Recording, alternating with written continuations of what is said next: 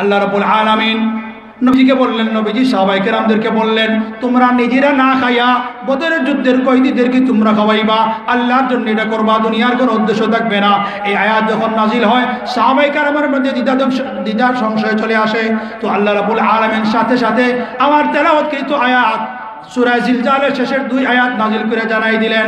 আল্লাহ রাব্বুল আলামিন বলেন, ফামান ইয়ামাল মিসকালা যাররাতিন খায়রান ইয়ারা, যে ব্যক্তি অনুপরিমাণ ভালো কাজ করবে এটাও হেফাজত হবে, এটাও সংরক্ষিত হবে, এটাও রেকর্ড হবে, আর কাল কিয়ামতের দিন এটারও প্রতিদান সে পাবে। আর যে ব্যক্তি অনুপরিমাণ অন্যায় কাজ, গুনাহের কাজ, পাপের কাজ করলো এটারও প্রতিদান কাল কিয়ামতের দিন সে পাবে। ونعوذ بالله من شرور أنفسنا ومن سيئات أعمالنا من يهده الله فلا مضل له ومن يضلله فلا هادي له ونشهد أن لا إله إلا الله ونشهد أن سيدنا وسندنا ونبينا وحبيب ربنا وطبيبنا وطبيب أرواحنا وأولانا ومولانا محمدا عبده ورسوله أرسل إلى الناس كافة بشيرا ونذيرا وداعيا إلى الله بإذنه وسراجا منيرا. أما بعد فقد قال الله تبارك وتعالى في كلام المجيد وفي فرقانه الحميد. أعوذ بالله من الشيطان الرجيم. بسم الله الرحمن الرحيم. فمن يعمل مثقال ذرة خيرا يره ومن يعمل مثقال ذرة شرا يره.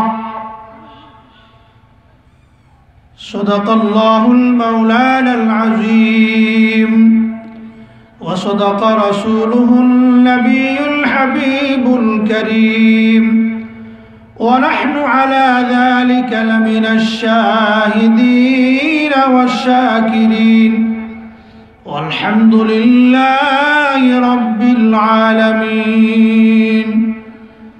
بارك الله لنا ولكم في القرآن العظيم ونفعنا وإياكم بالآيات والذكر الحكيم. محبت الشتي أمرا زبان كله كو ایک مرتبہ درود شریف پڑھی. sallallahu ala sayyidina ومولانا محمد جرشورين وعلى أصحابه وسلم صلى الله على سيدنا وعلى آله وأصحابه وسلم بلغ العلا بكماله كشف الدجى بجماله حسنت جميع خصاله صلوا عليه وآله जुल्फत में मिली किसको आली नसबी है जुल्फत में मिली किसको आली नसबी है तू फख्र रसूल हाशमिया मुत्तलबी है तू फख्र रसूल हाशमिया मुत्तलबी है बलगल उला जुरे जुरे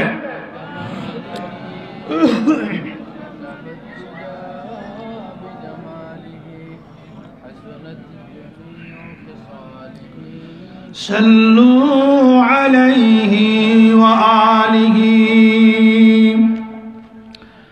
জামিয়া বাইতুল কোরআন মাহমুদাবাদ সিলেটের বার্ষিক ওয়াজ মাহফিল এর উদ্যোগে আয়োজিত আজকের এই মহতী মাহফিলে আল্লাহ রাব্বুল আলামিন আমাদেরকে আসার বসার শরীক হওয়ার তৌফিক দান করেছেন। এই জন্য আমরা অন্তরে অন্তঃস্থল থেকে প্রাণ ভরে ঈমানি কণ্ঠে উচ্চস্বরে জবান খুলে কালিমাতুশ শুকর আদায় করি। সবাই বলি আলহামদুলিল্লাহ।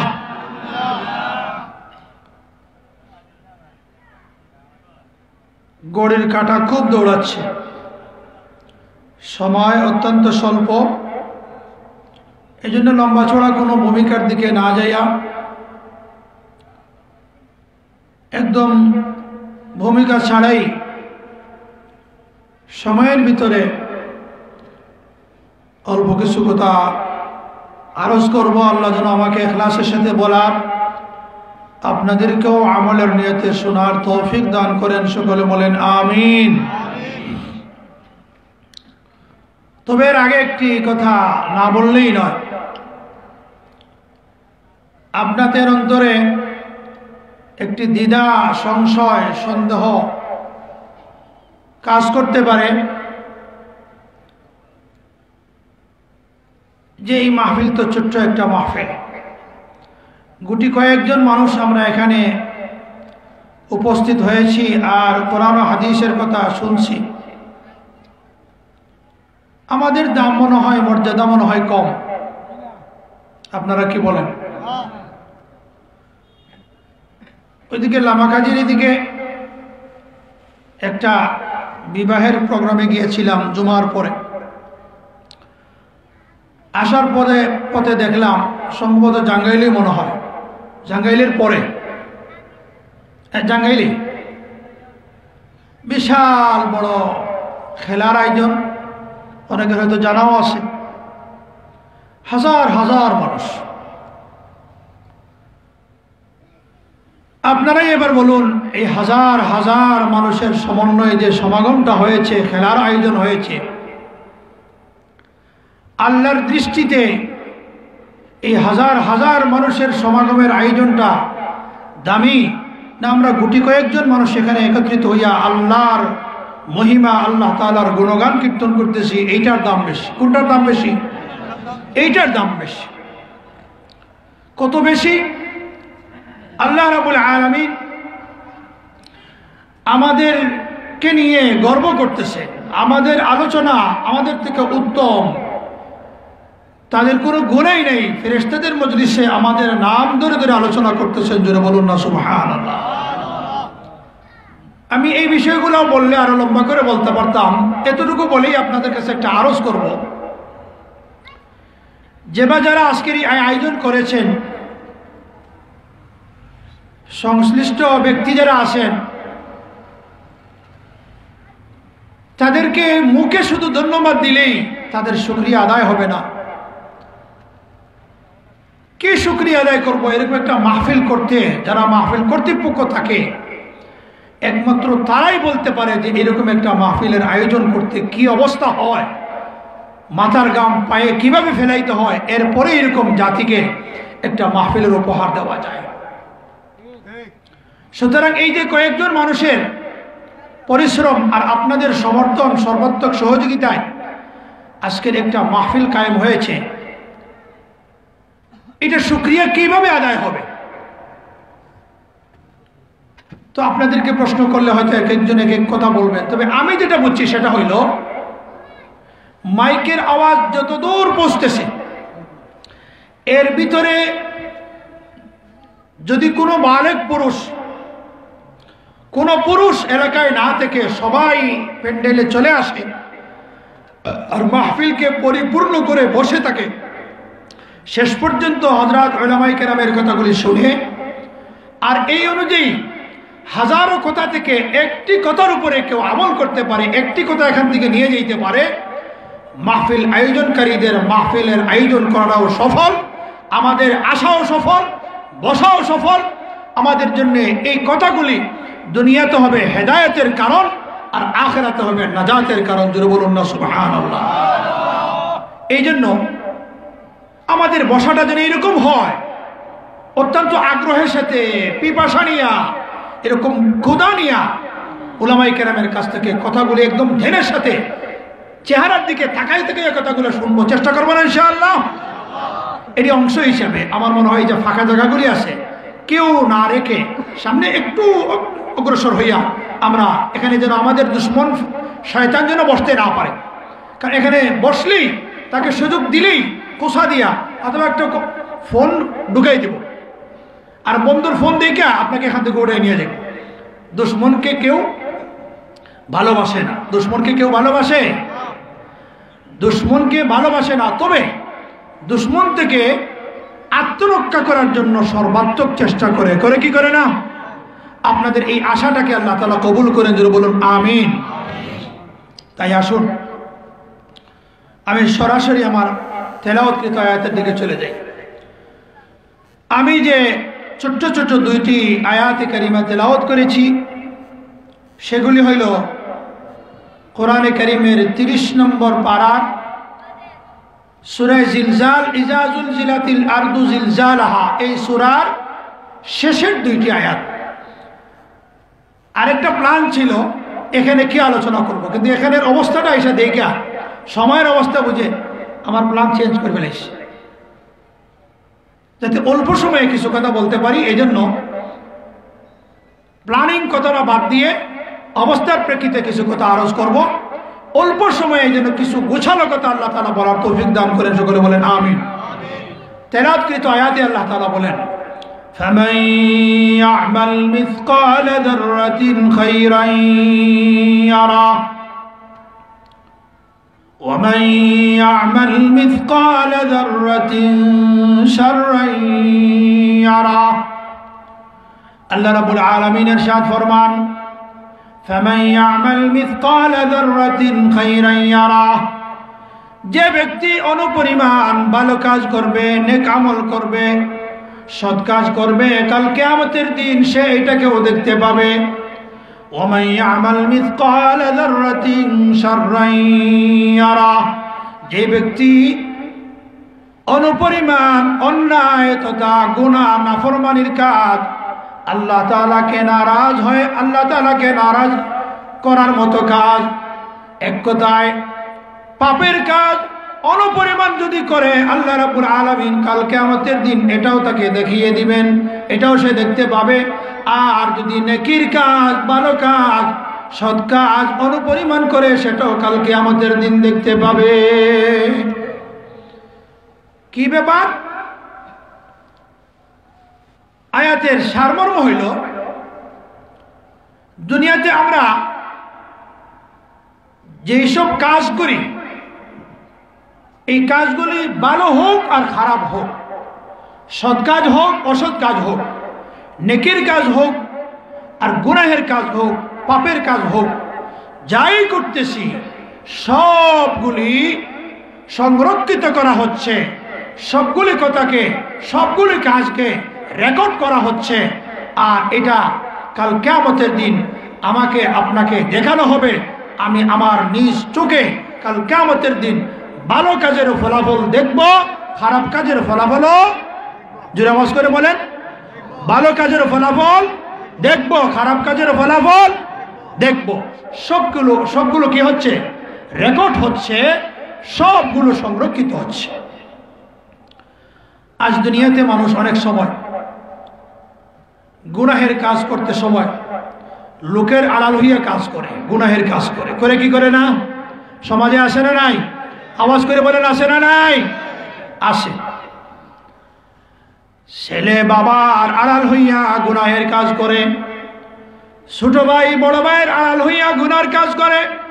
অনেক সময় বাবা সন্তানাদি থেকে আড়াল হইয়া গুনার কাজ করে, সন্তানাদি বাবা মা থেকে আড়াল হইয়া গুনাহের কাজ করে, বন্ধু বন্ধু থেকে আড়াল হইয়া গুনাহের কাজ করে, ছোট মানুষ বড় মানুষ থেকে আড়াল হইয়া গুনাহের কাজ করে ফেলে। এরকম একজন থেকে লোকের আড়াল হইয়া গুনাহের কাজ করে ফেলে। মনের মধ্যে তাকে এই কাজ যে করতেছি কেউ তো দেখতেছে না। আপনারা এবার বলুন, দুনিয়ার কেউ না দেখলেও একজনে দেখেন কি দেখেন না? আর তিনি কে? আওয়াজ করে বলেন তিনি কে?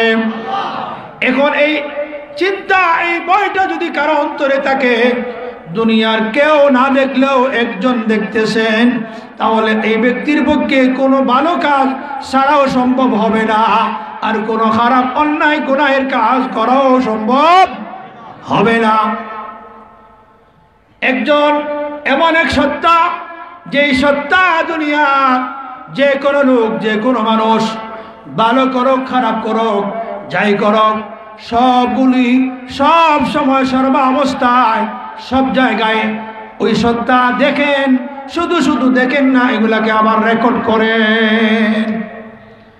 রেকর্ডের জন্যে 4 ধরনের ব্যবস্থাপনা আল্লাহ তাআলা রেখেছে। কয় ধরনের? আমরা যখন কোনো ভালো কাজ করি তো সাথে সাথে 4টা সাক্ষী হয়ে যায়। কখনো খারাপ কাজ যদি করি, গুনাহের কাজ করি, তো সাথে সাথে 4টা সাক্ষী হয়ে যায়। কয়টা সাক্ষী? 4 সাক্ষী হয়ে যায়। নেকির কাজ করি তাও 4 জন সাক্ষী, গুনাহের কাজ করি তাও সাথে সাথে কয়জন সাক্ষী হয়ে যায়?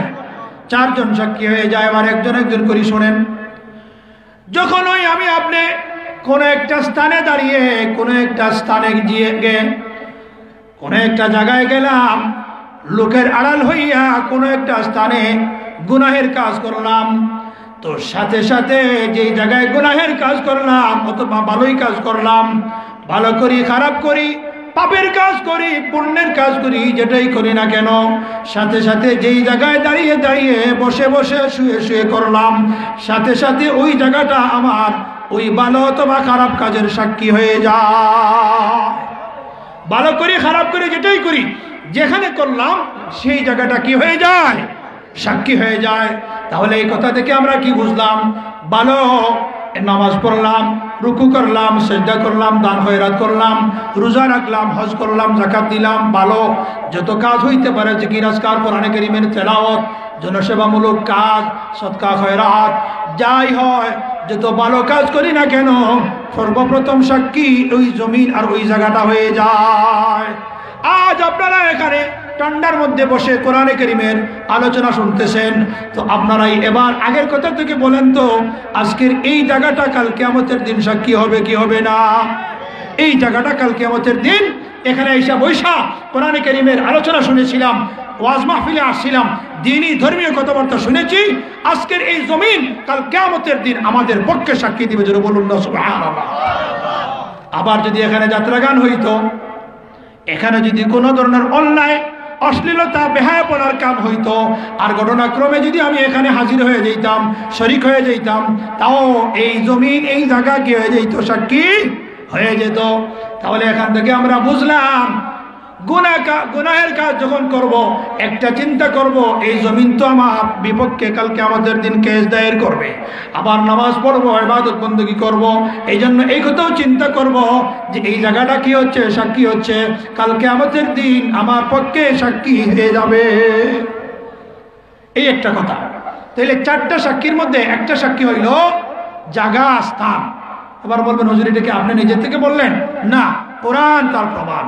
কোরআনে আল্লাহ রাব্বুল আলামিন বলেন, ইয়াউমা ইযিন তুহাদ্দিসু আখবারাহা।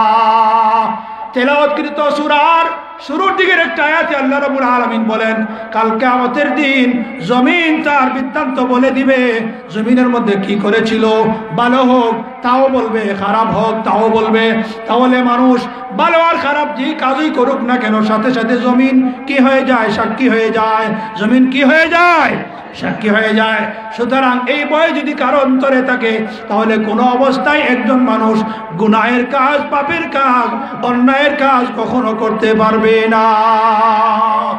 চার সাক্ষীর এক সাক্ষী হইল জমিন। চার সাক্ষীর এক সাক্ষী কি ভাই? জমিন। দুই নম্বর সাক্ষী কিরামান কাতিবিনা ইয়ালামুনা মা তাফআলুন। যখন ওই কোনো মানুষ কোনো গুনাহের কাজ করে অথবা নেকির কাজ করে, কিরামান কাতিবিন দুইজন লেখক ফেরেশতা, আমলনামা লেখক ফেরেশতা, দুইজন ফেরেশতা আছেন না নাই? তারা কি বসে থাকে নাকি? না না, বসে থাকে না। ভালো করুক সাথে সাথে লিখে ফেলে, খারাপ করুক, অন্যায় করুক, গুনাহের কাজ করুক, এইটাও সাথে সাথে লিখে ফেলে, এটারও সংরক্ষণ করা হয়ে যায়। তাহলে দুই নম্বর সাক্ষী হইল ফেরেশতা।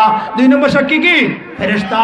এবার যদি কারো অন্তরে এই ভয় থাকে আমি যে এই মুহূর্তে গুনাহের কাজ করতেছি, হয়তো লোকের আড়াল হয়ে গেলাম, কিন্তু আমার এই গুনাহের কাজটা করতে দেরি হচ্ছে, ফেরেশতাদের লিখতে দেরি হচ্ছে না, এই চিন্তার ভয় যদি কারো অন্তরে থাকে, বলুন না সে কি আর এই গুনাহের কাজ করতে পারবে নাকি?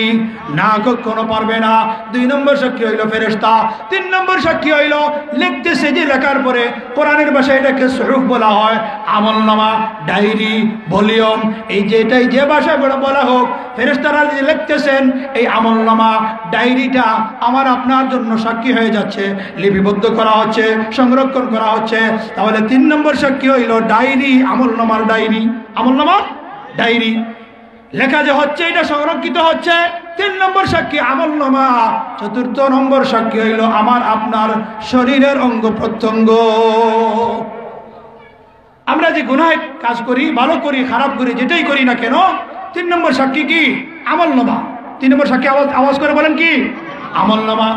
চার নম্বর সাক্ষী হইল শরীরের অঙ্গ প্রত্যঙ্গ। আজ গুনাহের কাজ করতে যাইয়া পরনারীর সাথে একটা কাজ করলাম, অন্যায় একটা কাজ করে ফেললাম, নাফরমানির কাজ করে ফেললাম, এটা যদি হাতের দ্বারা করা হয় তাহলে এই হাত কাল কিয়ামতের দিন সাক্ষী দিবে। কোনো একটা পরনারীর দিকে যদি কেউ অন্য কোনো উদ্দেশ্যে যদি যায়, হারাম কাজে লিপ্ত হয়ে যায়, তাহলে পা সাক্ষী দিবে। এইভাবে শরীরের প্রত্যেকটা অঙ্গ প্রত্যঙ্গ সাক্ষী হয়ে যাবে। আল্লাহ রাব্বুল আলামিন কাল কিয়ামতের দিন আজকে জবানে কথা বলতেছে, শরীরের কোনো অঙ্গ কথা বলতেছে না।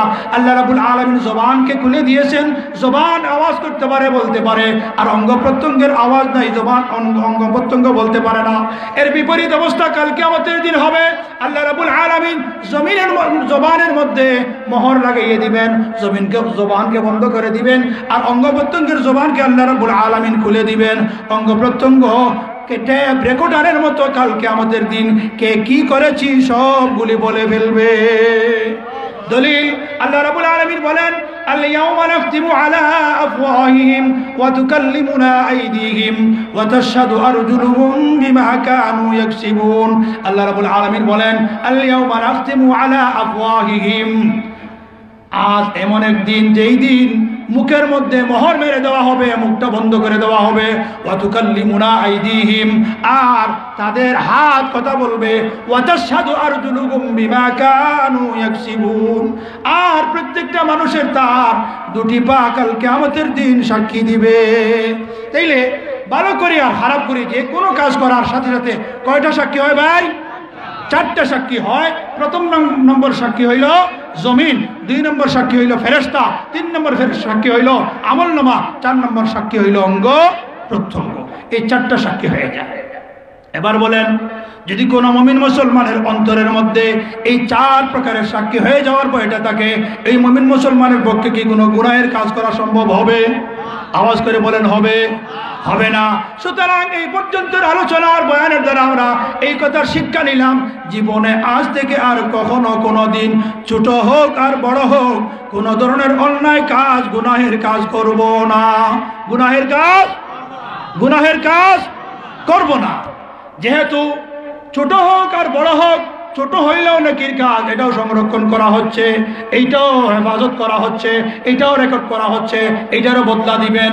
এই আয়াতের তাফসীরের মধ্যে লেখেন, যদি দুনিয়াতে কোনো ব্যক্তি ছোট্ট থেকে ছোট্ট একটা ভালো কাজ করে অনুপরিমাণ ভালো কাজের কথা বলেছেন, তাফসীরের মধ্যে উল্লেখ করেছেন ছোট্ট একটা খেজুরের অর্ধেকে যদি আল্লাহর রাস্তায় খরচ করে আল্লাহ রাব্বুল আলামিন এইটাকে সংরক্ষণ করেন, এইটার সওয়াবকে বাড়াইতে বাড়াইতে বিশাল বড় পাহাড়ে পরিণত করেন। হুজুর বলুন না সুবহানাল্লাহ।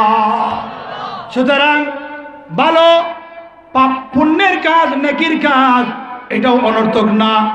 আমরা অনেক সময় ছোট ছোট আমলকে ছোট মনে করে করি না, অথচ ছোট আমলটাও সংরক্ষণ করা হচ্ছে, এইটাও হেফাজত হচ্ছে, আর এটারও বদলা আছে, এইটারও প্রতিদান আছে। কালকে আমাদের দিন আল্লাহ রাব্বুল আলামিন আপনা থেকে আপনা ছোট থেকে ছোট একটা নেকির কারণে একজন বান্দাকে মাফ করে দিয়ে দিতে পারেন, আবার ছোট থেকে ছোট একটা গুনাহের কারণে আল্লাহ রাব্বুল আলামিন তাকে জাহান্নামে দিয়ে দিতে পারেন, ঠিক কিনা? এই প্রসঙ্গে আরো অনেকগুলি কোরআনে কারীমের আয়াত আছে এটা সাক্ষী বা এই কথাগুলোর সাপোর্ট হিসেবে। যেমন আল্লাহ রাব্বুল আলামিন আয়াতের মধ্যে বলেন, ইউনাব্বাউল ইনসানু ইয়াওমাইযিন বিমা কদ্দামা ওয়া আখার। জমিন বলে দিবে খবর, পূর্বের পরের সব খবর বলে দিবে। আরেক জায়গায় আসছে, ووضع الكتاب فترى المجرمين مشفقين مما فيه ويقولون يا ويلتنا ما لهذا الكتاب। আজ আমরা যে আমল করতেছি, ভালো আমল হোক আর খারাপ আমল হোক, এই আমলনামাটা কাল কিয়ামতের দিন আমাদের সামনে পেশ করা হবে। তবে এখানে অবস্থা হবে দুইটা। এক অবস্থা হইল পাপিষ্টের সামনে যখন এই আমলনামা পেশ করা হবে, ওয়াদিআল কিতাবু ফাতারাল মুজরিমিনা মুশফিকিনা মিম্মা ফীহি ওয়া ইয়াকুলুনা ইয়া ওয়াইলাতানা। যখন গুনাহগারের সামনে তার গুনাহের ডায়েরি পেশ করা হবে, তখন এই গুনাহের ডায়েরির অবস্থা দেখে গুনাহগার ভয়ে ভীত হয়ে যাবে। আর শুধু তা না, ভয়ে ভীত হইয়াও শেষ না, সাথে সাথে বলবে ইয়াকুলুনা ইয়া ওয়াইলাতানা মা লিহাযাল কিতাব। হায় আফসোস, হায় আফসোস, একই আমলনামা, একই কোন ধরনের আমলনামা, লা ইউগাদিরু সগীরাতান ওয়ালা কাবীরাতান ইল্লা আহসাহা। এক এমন আমলনামা যে আমলনামা ছোট বড় কোনো একটি গুনাহ ছাড়লো না, সবগুলো একত্রিত করা হইল। আল্লাহ রাব্বুল আলামিন সামনে অগ্রসর হইয়া আরো বলেন, ওয়াজাদু মা আমিলু হাজিরা। প্রত্যেকটা কথা, প্রত্যেকটা আমল সে কাল কিয়ামতের দিন উপস্থিত পাবে। ওয়াজাদু মা আমিলু হাজিরা ওয়ালা ইয়াযলিমু রাব্বুকা আহাদা। আল্লাহ রাব্বুল আলামিন বলেন, তোমার প্রভু তোমার উপরে জুলুম করবেন না। অর্থাৎ তুমি করো নাই আর করে ফেলেছো বলে লেখা হবে এমন না, করেছো আবার এটার বদলা দেওয়া হবে না, পুণ্যের নেকি পাবা না, এমনও হবে না। আল্লাহ রাব্বুল আলামিন জুলুম করবেন না কারো উপরে, আল্লাহ রাব্বুল আলামিন জুলুম করেন না। আল্লাহ রাব্বুল আলামিন সবচেয়ে বড় ইনসাফ করনে ওয়ালা। কাল কিয়ামতের দিন আল্লাহ রাব্বুল আলামিন ইনসাফের পাল্লা কায়েম করবেন, আর প্রত্যেকের কৃতকর্মের পরিপূর্ণ ফলাফল আল্লাহ রাব্বুল আলামিন দিয়ে দিবেন। অন্যতে আল্লাহ রাব্বুল আলামিন বলেন, ওয়াত্তাকু ইয়াওমান তুরজাউনা ফীহি ইলাল্লাহ সুম্মা তুওয়াফা কুল্লু নাফসিন মা কাসাবাত ওয়া হুম লা ইউযলামুন। আল্লাহ রাব্বুল আলামিন বলেন, সেই দিনকে তোমরা ভয় করো যেই দিন তোমাদের সকলকে সম্মিলিতভাবে আল্লাহর কাছে ফিরে যেতে হবে। সুম্মা তুওয়াফা কুল্লু নাফসিন মা কাসাবাত, আর তোমাদেরকে দিয়ে দেওয়া হবে তোমাদের কৃতকর্মের ফল। তোমরা যে যা করেছো কাল কিয়ামতের দিন তোমাদের কৃতকর্মের ফল দিয়ে দেওয়া হবে। সুম্মা তুওয়াফা কুল্লু নাফসিন মা কাসাবাত ওয়া হুম লা ইউযলামুন। আল্লাহ রাব্বুল আলামিন কারো উপরে জুলুম করবেন না। আল্লাহ রাব্বুল আলামিন কারো উপরে কি করবেন না? জুলুম করবেন না। একটা আয়াতে নয়, এই আলোচনার প্রসঙ্গে যে আয়াতগুলো আছে সেই আয়াতগুলি তেলাওয়াত করলেও আমার অনেক সময় লাগবে, এই জন্য এদিকে যাইতেছি না। তবে আয়াতের একটা শানে নজুল আছে, আমাদের কথাগুলি আরো পরিষ্কার হবে, এই জন্য শানে নজুলটা বলে। এই আয়াতটা নাজিল হয় তখন যখন আরেকটি আয়াত নাজিল হয়, ওয়ায়ুতঈমুনা আত-তাআমা আলা হুব্বিহি মিসকিনান ওয়া ইয়াতীমান ওয়া আসীরা। আয়াতের অর্থ কি? আল্লাহ রাব্বুল আলামিন বলেন, আল্লাহর মহব্বতে, আল্লাহর ভালোবাসায় একমাত্র আল্লাহর জন্য তারা মিসকিনকে খাওয়ায়, ইতিমকে খাওয়ায়, বন্দীদেরকে খাওয়ায়। এটা আল্লাহর মহব্বতে। আয়াতটা যখন নাজিল হলো তখন কিছু সাহাবায়ে কেরামের অন্তরের মধ্যে একটা দ্বিধা সংশয় চলে আসলো। ও আল্লাহর জন্য করবো, তাহলে তো মনে হয় না কি পাইবো না মনে হয়, অথবা কম পাইবো, এরকম একটা দ্বিধা সংশয় তাদের মধ্যে চলে আসে। ওখানে কি ছিল? বিশেষভাবে তিন শ্রেণীর মানুষের কথা উল্লেখ করা হয়েছে। এক শ্রেণীর মানুষের নাম ইয়েতিম, আরেক শ্রেণীর মানুষের নাম মিসকিন, আরেক শ্রেণীর মানুষের নাম কি? কথা বলেন, বন্দী। যারা যুদ্ধের মধ্যে মুসলমানদের হাতে বন্দী হইয়া আসেন তাদেরকে বন্দী বলা হয়, কয়েদি বলা হয়। এবার আয়াতের মধ্যে প্রাসঙ্গিক ঘটনা ছিল এটা, ইসলামের ইতিহাসে সর্বপ্রথম যুদ্ধ সংগঠিত হয়েছিল যে যুদ্ধ, সেই যুদ্ধের নাম কি? বদরের যুদ্ধ। বলেন কোন যুদ্ধ? বদরের যুদ্ধ। বদরের যুদ্ধের মধ্যে আল্লাহ রাব্বুল আলামিন মুসলমানদেরকে সাহায্য করেন। মুসলমানের কোন ধরনের কোনো সাহায্যর বাহ্যিক কোনো অবস্থাই ছিল না। সংখ্যায় কম ছিল, আবার নিরস্ত্রও ছিল, তাদের কাছে অস্ত্রও ছিল না, আবার সংখ্যায় কম ছিল, মাত্র 313 জন। আর বেঈমান কাফেরদের পক্ষে 1000-এর চেয়ে বেশি, তারা সহস্র, আর এরা আবার নিরস্ত্র, অস্ত্র নাই, মানুষের সংখ্যায় কম, একদিকে সংখ্যালঘু আরেকদিকে নিরস্ত্র। কয় অবস্থা? দুই অবস্থা, একদিকে সংখ্যালঘু আরেকদিকে কি? নিরস্ত্র। ওইদিকে সংখ্যাগরিষ্ঠ আবার সহস্র, দুই অবস্থা না? এদের অবস্থা সব দিক থেকে শক্তিশালী, আর মুসলমানদের অবস্থা সব দিক থেকে কি? দুর্বল। এই অবস্থায় যখন আল্লাহর সাহায্য চলে আসে, বলুন না, আল্লাহর সাহায্য যদি কারো পক্ষে চলে আসে তাহলে কারো কি সাধ্য আছে তাকে ক্ষতিগ্রস্ত করা, তার উপরে বিজয় লাভ করা? না না। এবার আল্লাহর সাহায্য চলে আসে, 313 জনের সাথে আল্লাহ রাব্বুল আলামিন 5000 ফেরেশতা, সাহায্যের ফেরেশতা পাঠাইয়া আল্লাহ রাব্বুল আলামিন মুসলমানদেরকে বিজয়ী দিয়ে দিলেন। জোরে বলুন না সুবহানাল্লাহ। মুসলমান একদিকে বিজয় হইল, আরেকদিকে তারা গনিমতের মাল পাইতেছে, মুসলমানদের উন্নতি হবে। ওইদিকে আবার কয়েদি 70 জন কয়েদি ছিল। এই 70 জন কাফের কয়েদিদেরকে যখন ধরে নিয়ে আসলেন, তখন আল্লাহর নবী বলে দিলেন, তোমরা নিজেরা না খাওয়াইয়া এই সমস্ত বন্দীদেরকে খাওয়াই দিবা। ইসলামের উদারতা, এটা হল ইসলাম। তো মুসলমান না খাইয়াও আরেকজনকে খাওয়াইবে, নিজের উপরে অন্যকে কি দেবে? প্রাধান্য দিবে। আপনার প্রতিবেশী যদি হিন্দু হয়, অমুসলিমও হয়, তার মধ্যে যদি ইসলাম ধর্ম না থাকে, আর সে যদি ক্ষুধার্ত হয়, সে যদি পিপাসু হয়, সে যদি অভাবী হয়, তো আল্লাহ রাব্বুল আলামিন আপনার উপরে দায়িত্ব আর কর্তব্য হইল যে আপনি তাকে সাহায্য করবেন, আপনার সাহায্যের হাত তার জন্য বাড়িয়ে দিবেন। আল্লাহ রাব্বুল আলামিন নবীজিকে বললেন, নবীজি সাহাবায়ে কেরামদেরকে বললেন, তোমরা নিজেরা না খাইয়া বদরের যুদ্ধের কয়েদিদেরকে তোমরা খাওয়াইবা, আল্লাহর জন্য এটা করবা, দুনিয়ার কোনো উদ্দেশ্য থাকবে না। এই আয়াত যখন নাজিল হয়, সাহাবায়ে কেরামের মধ্যে দ্বিধা সংশয় চলে আসে। তো আল্লাহ রাব্বুল আলামিন সাথে সাথে আমার তেলাওয়াতকৃত আয়াত সূরা জিলজালের শেষের 2 আয়াত নাজিল করে জানাই দিলেন। আল্লাহ রাব্বুল আলামিন বলেন, ফামান ইয়ামাল মিসকালা যাররাতিন খায়রান ইয়ারা, যে ব্যক্তি অনুপরিমাণ ভালো কাজ করবে, এটাও হেফাজত হবে, এটাও সংরক্ষিত হবে, এটাও রেকর্ড হবে, আর কাল কিয়ামতের দিন এটারও প্রতিদান সে পাবে। আর যে ব্যক্তি অনুপরিমাণ অন্যায় কাজ, গুনাহের কাজ, পাপের কাজ করলো, এটারও প্রতিদান কাল কিয়ামতের দিন সে পাবে। হাজিরিনে কেরাম, মানুষ দুনিয়াতে যাই করে, যে কোনো অবস্থায় থাকে না কেন, কাল কিয়ামতের দিন দুনিয়াতেও সবগুলোর মধ্যে একটা সিস্টেম আছে, ভালো আর খারাপ, নেগেটিভ আর পজিটিভ। কাল কিয়ামতের দিন এরকম ভালো এক শ্রেণী হবে, খারাপ আর এক শ্রেণী হবে। এক আয়াতের মধ্যে আল্লাহ তাআলা বলেন, মানুষ সর্বোচ্চ 2 ভাগে বিভক্ত হবে। যেমন আল্লাহ তাআলা বলেন, ফারিকুম ফিল জান্নাতি ওয়া ফারিকুম ফিস সাঈর। একদল হবে কাল কিয়ামতের দিন জান্নাতি, আরেক দল হবে জাহান্নামী, তৃতীয় কোনো দল থাকবে না। এই আয়াতের দ্বারা 2 দল বলা হইলে, একদল জান্নাতি, আরেক দল কি? জাহান্নামী। এবার ওই যে আমলনামাটা পেশ করা হবে, বা মানুষ যে দেখতে পাবে, আমলনামা পেশ করার ব্যাপারে কয়েক জায়গায় কয়েক ধরনের কথা আসছে। তবে এই 2টা কথা বলেই আমার কথাটা ফিনিশিংয়ের দিকে চলে যাব, সমাপ্তির দিকে চলে যাব। আমলনামা আল্লাহ রাব্বুল আলামিন কাল কিয়ামতের দিন মানুষের হাতে দিবে। অবস্থা হবে 2টা। অবস্থা হবে কয়টা ভাই? 2টা। এক হইল কারো আমলনামা ডান হাতে দিবেন, আর কারো আমলনামা বাম হাতে দিবেন। কারো আমলনামা যার আমলি বলে সাব্যস্ত হবে, আর যার আমলনামা বাম হাতে আসবে সে জাহান্নামী বলে সাব্যস্ত হবে। আল্লাহ রাব্বুল আলামিন বলেন, ফাআম্মা মান উতিয়া কিতাবাহু বিয়ামিনিহি ফায়াকুলু হাউম ইকরাউ কিতাবিয়া। যার আমলনামা ডান হাতে দেওয়া হবে, কাল কিয়ামতের দিন সে অত্যন্ত আনন্দিত হবে, আনন্দে আত্মহারা হয়ে বলবে, হা উমুকরাউ কিতাবিয়া, আসো আসো পড়ে দেখো, নাও নাও পড়ে দেখো, হা উমুকরাউ কিতাবিয়া। কেন কেন? ইন্নী যানানতু আন্নী মুলাকিন হিসাবিয়া, আমি এই ধারণা করতাম, এই বিশ্বাসী ছিলাম যে আমার সারা জীবনের হিসাব আল্লাহ রাব্বুল আলামিনের সামনে দণ্ডায়মান হয়ে দাঁড়িয়ে দিতে হবে। আল্লাহ আহকামুল হাকিমিনের সামনে আমাকে দাঁড়াইতে হবে। আমি আল্লাহ আহকামুল হাকিমিনের সাথে মুলাকাতের তার সামনে দাঁড়ানোর বিশ্বাসী ছিলাম।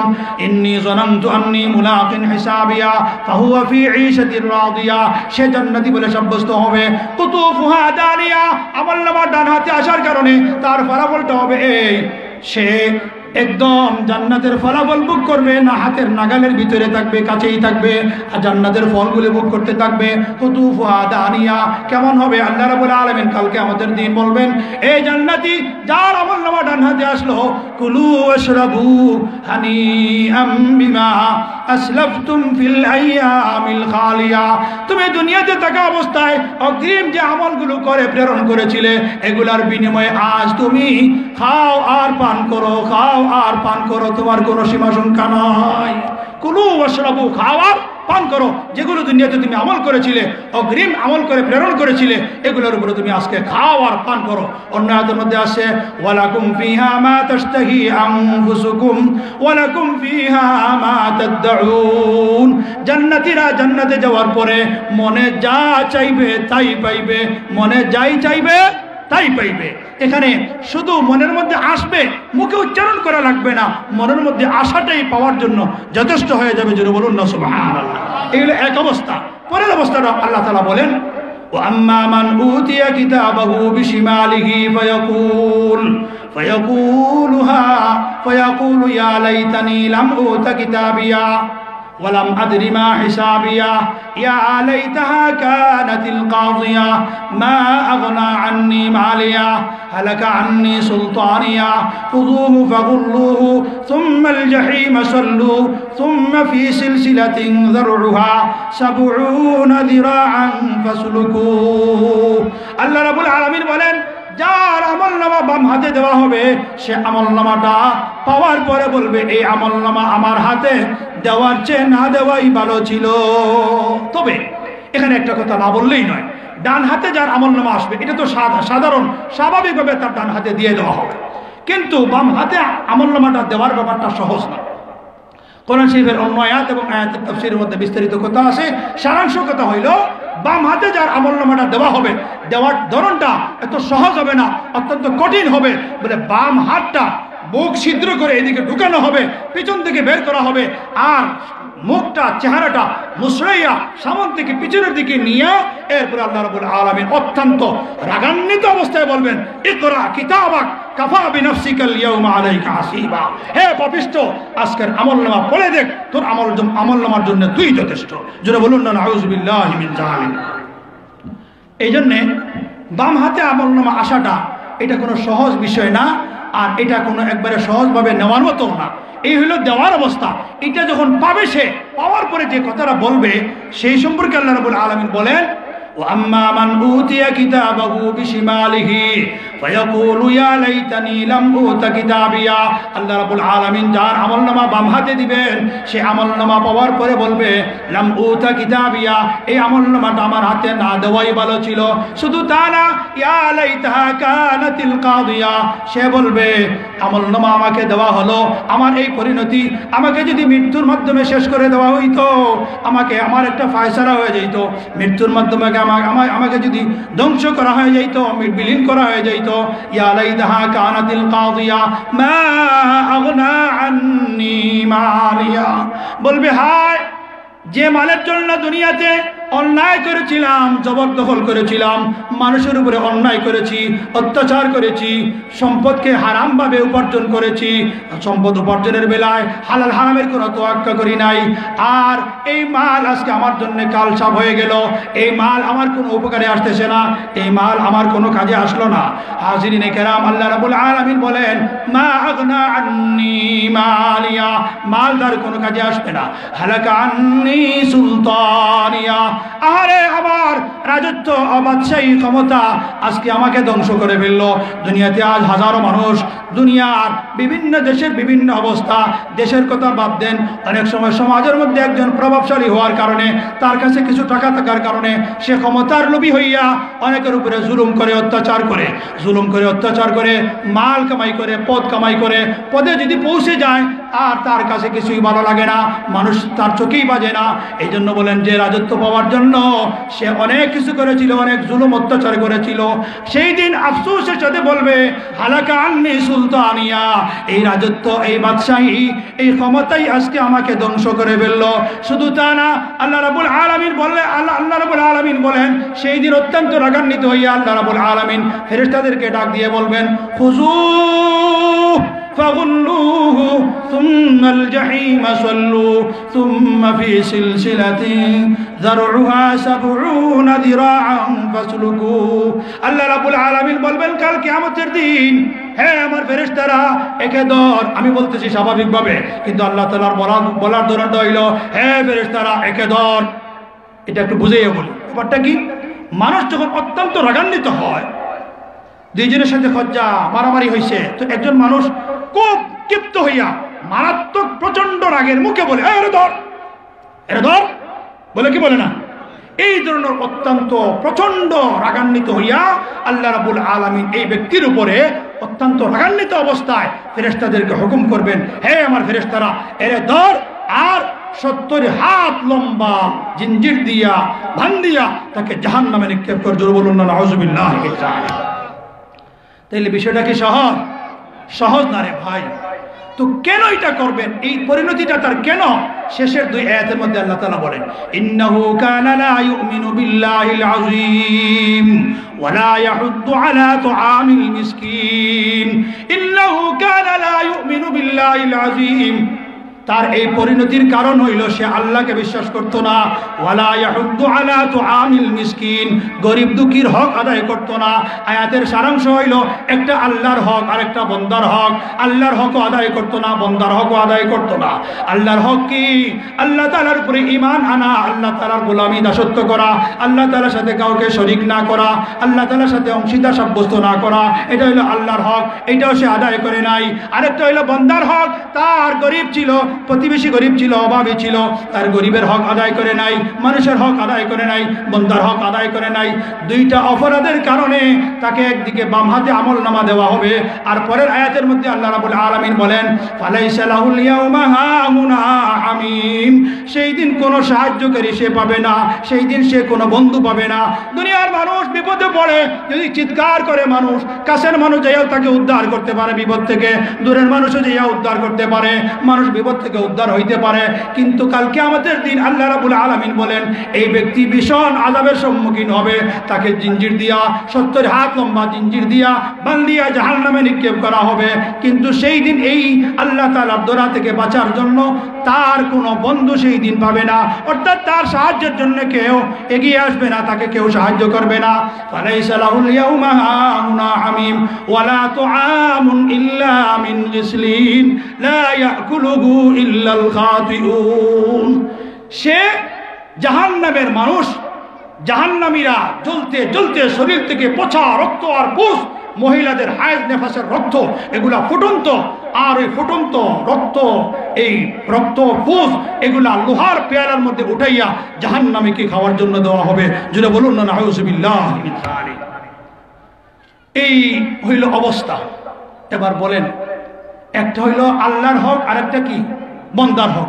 এই 2 হক আদায় না করার কারণে একদিকে হইল আমলনামা বাম হাতে আসবে, করুণ পরিণতি হবে। আরেকটা শেষে বললেন যে সে জাহান্নামে যাবে। এগুলোর সাথে কত প্রাসঙ্গিক অনেক কথা ছিল, আমি এইদিকে কোনো দিকে যেতে পারতেছি না, শুধু তর্জমা শোনাইতেছি। হাজিরিনে কেরাম, ব্যাপারটা কোনো সহজ না, ব্যাপারটা অনেক কঠিন। তবে এখানে এইটা থেকে বাঁচার জন্য আমাকে আপনাকে আল্লাহ রাব্বুল আলামিন দুনিয়াতে উপায় দিয়েছেন। উপায় 1 নম্বর উপায় হইল হায়াতে জিন্দেগি, আরেকটা হইল ভালো কাজ করা, খারাপ কাজ থেকে বিরত থাকা। আল্লাহ রাব্বুল আলামিনের নবী বিশ্ব নবী মুহাম্মদুর রাসূলুল্লাহ সাল্লাল্লাহু আলাইহি ওয়াসাল্লাম আপন মেয়ে ফাতেমাকে লক্ষ্য করে বলতেছেন, হে ফাতেমা, একটা খেজুরের টুকরার বিনিময় হইলেও তুমি এই জাহান্নাম থেকে বাঁচো। একটা খেজুরের টুকরা আল্লাহর নামে খরচ করার মাধ্যমে হইল জাহান্নাম থেকে কি বাঁচো। মহিলাদের উদ্দেশ্যে তো আরোই বলছেন যে অধিকাংশ মহিলারা কি হবে, জাহান্নামী হবে। সুতরাং তোমরা কি করো, বেশি বেশি করে সদকা করো। আর আমাদেরকে উদ্দেশ্য করে আল্লাহ তাআলা বিভিন্ন জায়গায় বিভিন্ন রকম বলেছেন। এক জায়গায় বলেছেন আল্লাহকে কর্জ দেওয়ার জন্য, আর এক জায়গায় বলেছেন আল্লাহর নামে খরচ করলে পরে আল্লাহ তাআলা মাল কি করেন, বাড়াইয়া দেন। আল্লাহ রাব্বুল আলামিন বলেন ইয়ামহাকুল্লাহুর রিবা ওয়া ইউরবিস সাদাকাত, সুদের দ্বারা মাল নিশ্চিহ্ন হয়ে যায়, ধ্বংস হয়ে যায়, আর সদকার দ্বারা মাল বাড়ে। এই জাহান্নাম থেকে বাঁচার জন্য এক হইল বেশি বেশি করে নেক আমল করা, 2 নম্বর হইল গুনাহ থেকে বেঁচে থাকা, 3 নম্বর হইল ভালো কাজের মধ্যে বিশেষ একটা কাজ সদকা। আর সদকার দ্বারা আল্লাহ রাব্বুল আলামিন অত্যন্ত খুশি হন, আল্লাহর গুসা ঠান্ডা হয়, জমিনের মধ্যে আল্লাহ রাব্বুল আলামিন বৃষ্টি বর্ষণ করেন, জমিনের অবস্থা ভালো হয়, আসমান থেকে ভালো ভালো ফয়সালা আসে, আসমান থেকে ভালো ভালো ফয়সালা আসে। জমিনের অবস্থা ভালো খারাপ সম্পূর্ণ নির্ভর করে আসমানের উপরে, জমিনের আসমানের অবস্থা নির্ভর করে জমিনের উপরে। যদি জমিনে মানুষের আমল ভালো হয়, সবাই নামাজি হয়, দিনদার হয়, মুত্তাকি হয়, পরহেজগার হয়, বাচ্চাদেরকে মাদ্রাসা শিক্ষায় শিক্ষিত করে, কোরআনওয়ালা বানায়, হাদিসওয়ালা বানায়, ধর্মীয় শিক্ষায় শিক্ষিত করে, সুসন্তান বানায়, সুসন্তান বানায়, কুসন্তান বানায় না, বেশি বেশি করে আল্লাহর রাহে খরচ করে, তাহলে আল্লাহ রাব্বুল আলামিন জমিনের এই আমলের কারণে আসমান থেকে আল্লাহ রাব্বুল আলামিন ভালো ভালো ফয়সালা করেন। তার মানে হইল যথা সময় বৃষ্টি আসবে, বৃষ্টির সময় বৃষ্টি পাইবে, রৌদ্রের সময় রৌদ্র পাবে। বেশি যখন বৃষ্টি হয়ে যায় মানুষের কাজকর্ম হইতে অসুবিধা হয়ে যায়, যখন মানুষের আমল দুনিয়াতে ভালো হবে, ইলাইহি ইয়াসআদুল কালিমুত তাইয়্যিবু ওয়াল আমালুস সালিহু ইয়ারফাউ, মানুষ জমিনে আমল করে এগুলো আসমানে উঠতে থাকে। জমিনের আমল যদি ভালো হয়, আসমানের ফয়সালাও কি হয়, ভালো হয়। যেমন মনে করেন আমরা এখানে কয়েকজন আসি, যদি নিচের থেকে একটা মাটি উপরের দিকে নিক্ষেপ করি তাহলে কি নামবে, আওয়াজ করেন, কি নামবে, মাটি নামবে। ফুল নিক্ষেপ করলাম তাহলে ফুল নামবে। গোবর নিক্ষেপ যদি করি উপরের দিকে কি নামবে, গোবর নামবে। ভালো যদি আমল জমিনে হয়, আসমানের ফয়সালাও কি হয়, ভালো হয়। অর্থাৎ যথা সময় বৃষ্টি হয়, অনাবৃষ্টিও হয় না, অতিবৃষ্টিও হয় না, যথাযথ যার যা প্রয়োজন আছে এগুলা হয়। জিনিসপত্রের দাম বেড়ে যায় না, দুনিয়াতে দুর্ভিক্ষ দেখা দেয় না। দুনিয়াতে দুর্ভিক্ষ আসে দুনিয়ার পাপাচারের কারণে, গুনাহের কারণে। যখন সমাজের মধ্যে মানুষ জিনায় লিপ্ত হয়ে যায়, সুদ ঘুষ এগুলার লেনদেন বেড়ে যায়, তখন জমিনের মধ্যে এরকম আপনার অতিবৃষ্টি হয়, অনাবৃষ্টি হয়, দুর্ভিক্ষ দেখা দেয়। এগুলা থেকে বাঁচার জন্য একটা মাত্র উপায় হইল নিজেরা দিনদার হওয়া, বাচ্চাদেরকে দিনদার বানানো, ফ্যামিলিকে দিনদার বানানো। আল্লাহ রাব্বুল আলামিন দয়া করে মায়া করে দেখেন, ওইদিকে তেমুকিতে মাদ্রাসা, ওইদিকে আখালিয়াতে মাদ্রাসা, আগে পিছিয়ে অনেক দূর আছে। এই বাচ্চাগুলো তো সব তেমুকি মাদ্রাসাও যেতে পারে না অনেক, আবার আখালি মাদ্রাসাও কি যেতে পারে না। সুতরাং আপনারা ধন্য, এখানে একটা মাদ্রাসা হয়েছে। আর যে বা যাদের ত্যাগ পরিশ্রমের কারণে, আপনাদের সর্বাত্মক সহযোগিতা সমর্থনের কারণে এখানে একটা মাদ্রাসা হয়েছে, আপনারা সৌভাগ্যবান, আপনারা ভাগ্যবান, আপনাদের কপাল খুলে গেছে। আল্লাহ রাব্বুল আলামিন এই এলাকাকে একদিন চমকায় দিবেন। হাজারো উলামায়ে কেরামের পায়ে পদদলিত হবে এই জমিন, এই এলাকা একসময় এরকম থাকবে না। আজকে হয়তো কোটি কয়েকজন মানুষের মাধ্যমে আয়োজন হচ্ছে এই এলাকায়, এরকম মাদ্রাসা যেখানে যেখানে হয়েছে আমরা দেখেছি হাজার হাজার মানুষের সমাগম হয়েছে এরকম একটা মাদ্রাসা হওয়ার কারণে। সংক্ষেপে একটা কথা বলি, যে এলাকায় মাদ্রাসা হয় ওই এলাকায় আল্লাহ রাব্বুল আলামিন বরকতের দুয়ার খুলে দেন। জুড়ে বলুন না সুবহানাল্লাহ। বিস্তারিত বলার তো কোনো সময় নাই, এতটুকু বলি, এই মাদ্রাসার সাথে আমাদের সম্পর্ক রাখার দরকার আছে না নাই? মুখের সম্পর্ক সমর্থন, মুখের সম্পর্ক সমর্থন। আপনি ব্রেন দিয়া মেধা খরচ করে মাদ্রাসাকে সমর্থন করতে পারেন, সাহায্য করতে পারেন। এইভাবে যাকে যে লাইনে আল্লাহ তাআলা তৌফিক দিয়েছে, শুধু প্রতিবন্ধক না হওয়াই মাদ্রাসার সবচেয়ে বড় সাহায্য করা। কি বললাম? একটা দ্বীনি ধর্মীয় প্রতিষ্ঠানের সাথে আমার সম্পর্কটা হবে এতটুকু যে আমি কোনো লাইনে কোনো ক্ষেত্রে প্রতিবন্ধক হইব না, বরং সর্বক্ষেত্রেই মাদ্রাসা তথা ধর্মীয় প্রতিষ্ঠানের সাহায্যকারী হইব। সবার নিয়ত আছে না ইনশাআল্লাহ? এখনো অনেকের হাত উঠে নাই।